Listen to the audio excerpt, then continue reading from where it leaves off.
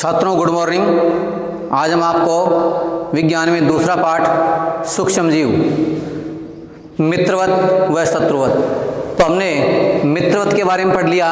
अपना अगला टॉपिक है सूक्ष्म जीव हानिकारक कैसे।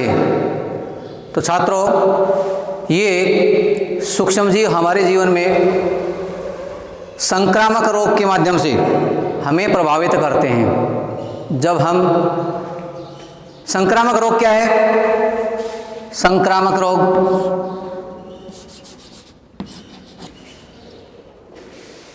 सूक्ष्म जीवों द्वारा जल, वायु, भोजन या कायिक संपर्क द्वारा जब रोग एक व्यक्ति से रोगी व्यक्ति से स्वस्थ व्यक्ति में पहुंचते हैं या स्वस्थ व्यक्ति रोगी व्यक्ति के संपर्क में आता है तो वह रोगी हो जाता है। इस प्रकार का जो रोग होता है वह संक्रामक रोग कहलाते हैं। क्या कहलाते हैं ये? संक्रामक रोग। एक रोगी व्यक्ति से स्वस्थ व्यक्ति संक्रमित हो जाता है। स्वस्थ व्यक्ति संक्रमित होता है, इससे संक्रमित हो जाता है। तो ये क्या है? संक्रामक रोग है। खांसी साधारण रूप से सर्दी जुखाम बोलते हैं। सर्दी जुखाम, हैजा, चिकन पॉक्स, ये मुख्य रूप से संक्रामक रोग हैं। इसमें सर्दी जुखाम में क्या होता है? जब हम छींकते खांसते हैं तो उससे हमारे शरीर से छींक के माध्यम से लाखों सूक्ष्म जीव हमारे जो सूक्ष्म कणाते, जल के कणाते हैं, मुख के द्वारा उनमें फैले होते हैं और वे वायुमंडल में चले जाते हैं।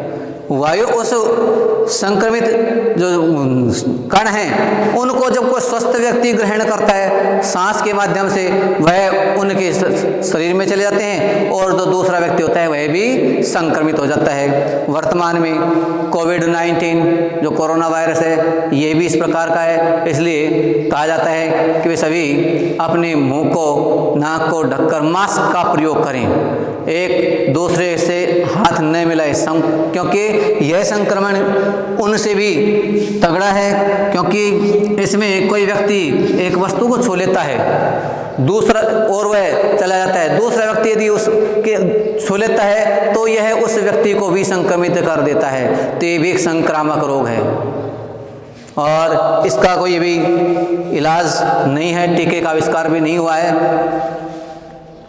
तो संक्रामक हो गए एक स्वस्थ व्यक्ति में जल द्वारा, वायु द्वारा, भोजन द्वारा या किसी व्यक्ति के कायिक संपर्क द्वारा एक रोग जो रोगी व्यक्ति से स्वस्थ व्यक्ति में फैलता है उसे हम कहते हैं संक्रामक रोग। संक्रामक रोग हो गया खांसी, जुखाम, हैजा, चिकन पॉक्स आदि।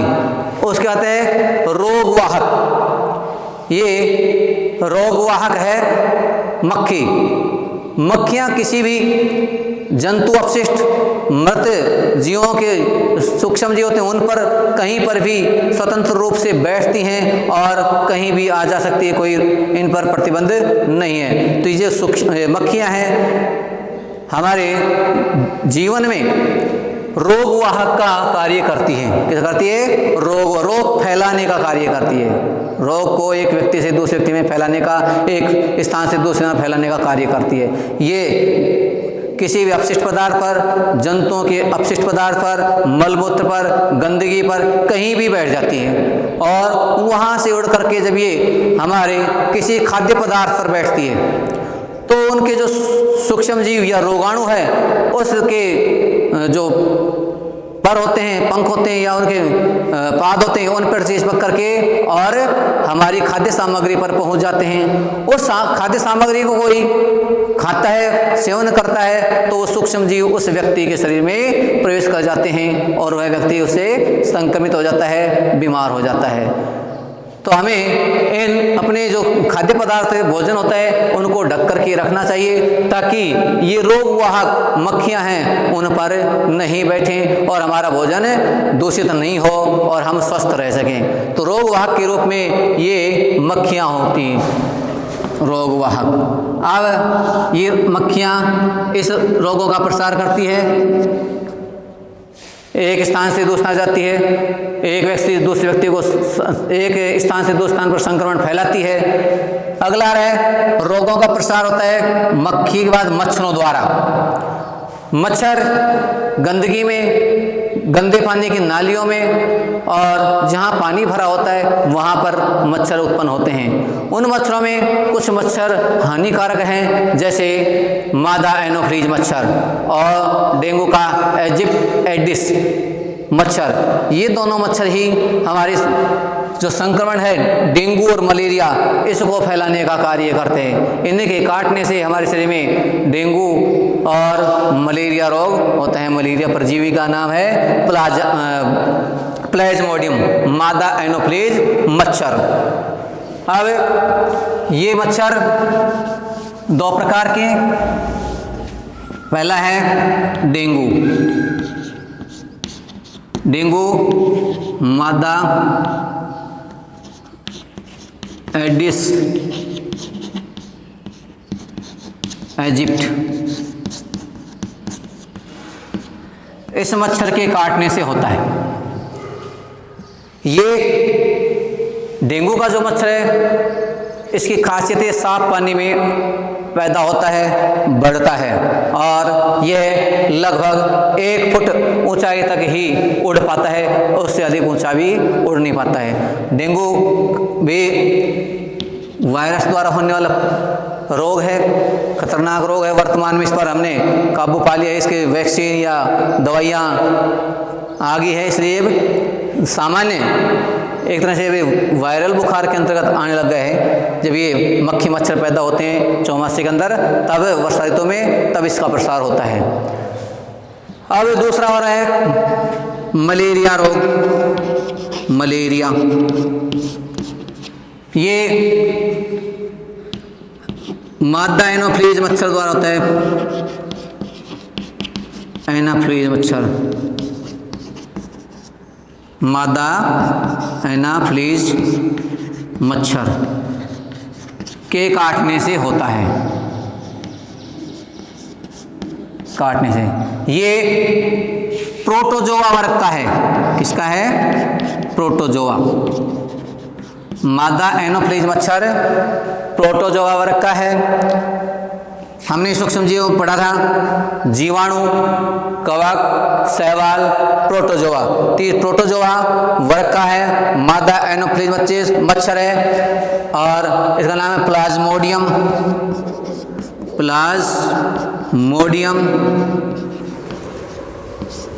प्लाज्मोडियम। इसके काटने से हमें मलेरिया रोग हो जाता है।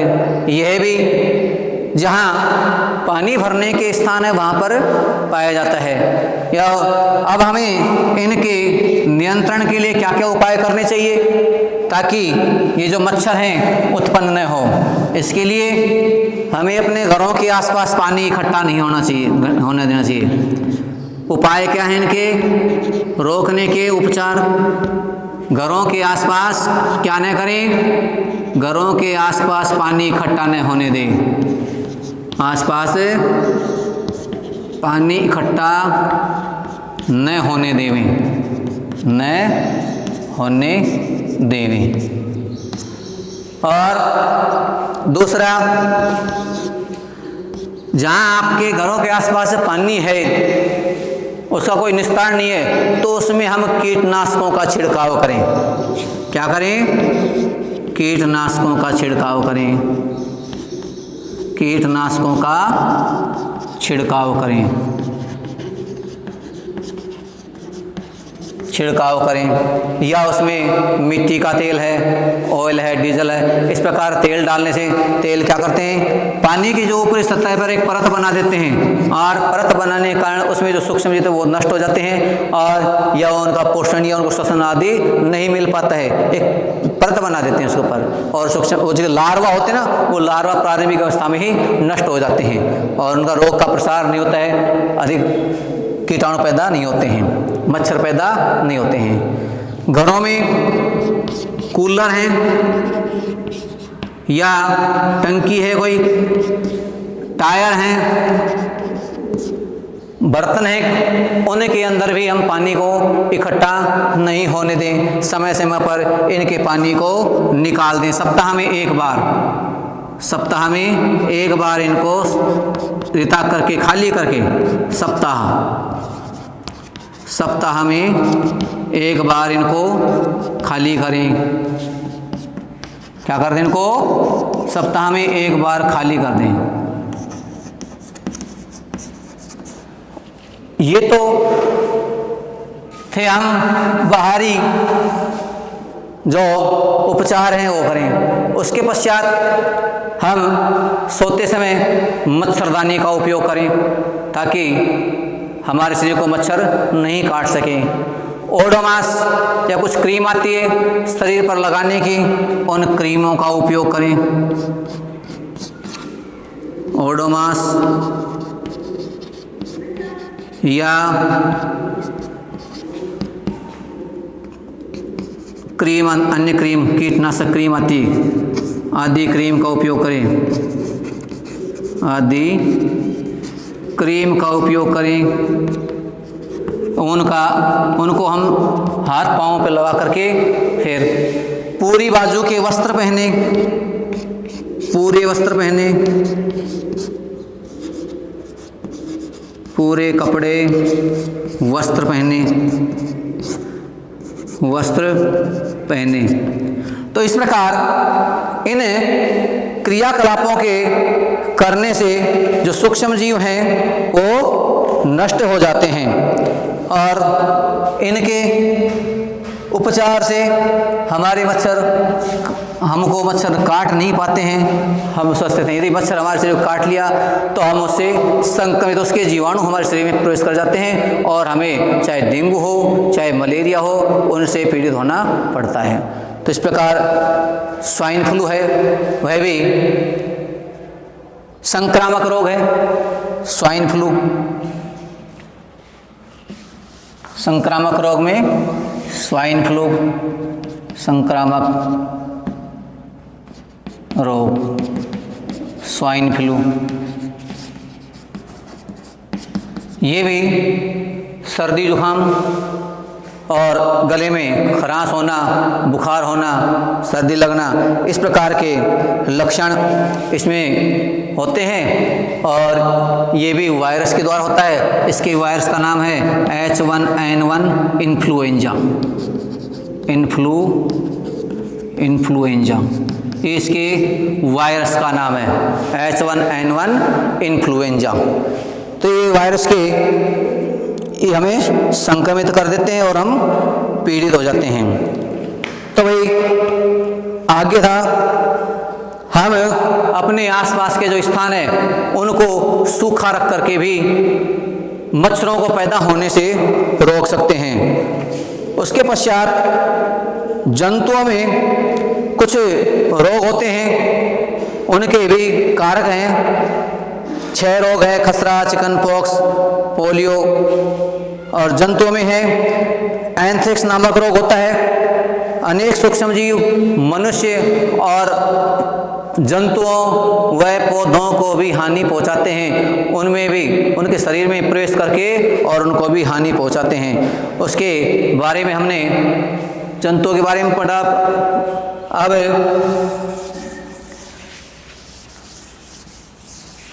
कुछ संक्रामक रोग हैं। रोगों के नाम है, जीवाणु द्वारा होने वाले रोग कौन कौन से हैं? जीवाणु द्वारा कौन से रोग होते हैं? विषाणु द्वारा कौन से रोग होते हैं? और प्रोटोजोआ द्वारा कौन से रोग होते हैं? प्रोटोजोआ, इनके द्वारा होने वाले रोग। जीवाणु से होता है हैजा,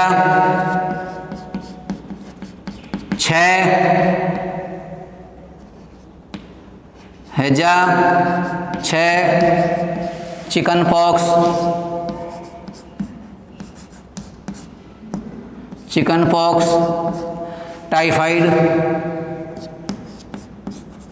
टाइफाइड, ये जीवाणु द्वारा होते हैं। और इनका जो संचरण का जो तरीका होता है वह वायु या जल होता है। वायु और जल के माध्यम से हैजा है, क्षय है, टाइफाइड, ये जल और वायु द्वारा एक व्यक्ति से दूसरे व्यक्ति तक पहुंचते हैं और रोगियों और स्वस्थ व्यक्तियों को संक्रमित कर देते हैं। विषाणु द्वारा होने वाले रोग हैं सर्दी जुखाम, ये राइनो वायरस के द्वारा होता है। किसके द्वारा? राइनो वायरस नामक सूक्ष्म जीव है, उसके द्वारा सर्दी जुखाम होता है। सर्दी जुखाम और आपके ads, swine flu,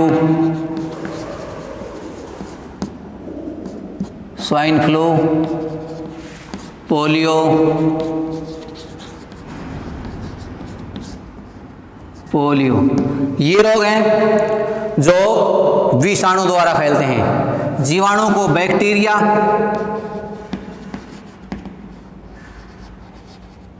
bacteria, virus और ये प्रोटोजोआ, ये नाम इंग्लिश में वायरस बोलते हैं। वायरस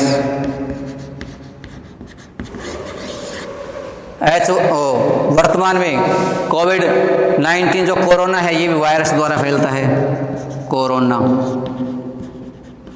कोरोना भी किससे फैलता है? ये भी वायरस द्वारा फैलता है। वायरस द्वारा, विषाणु द्वारा फैलने वाला रोग है। विषाणु सजीव निर्जीव के बीच की योजक कड़ी होते हैं।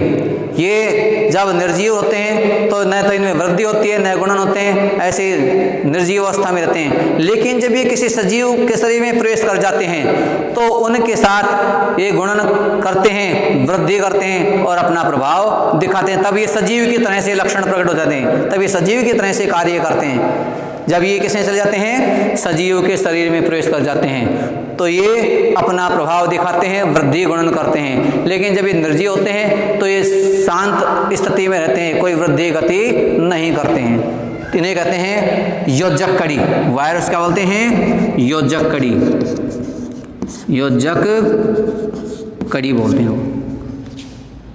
किसकी है? सजीव निर्जीव के बीच की, सजीव व निर्जीव के बीच की योजक कड़ी है। सजीव निर्जीव के बीच की योजक कड़ी है। सजीव में प्रवेश करते हैं, सजीव से लक्षण, और निर्जीव होते हैं तो कोई लक्षण इसमें दिखाई नहीं देते। प्रोटोजोआ द्वारा होने वाला रोग है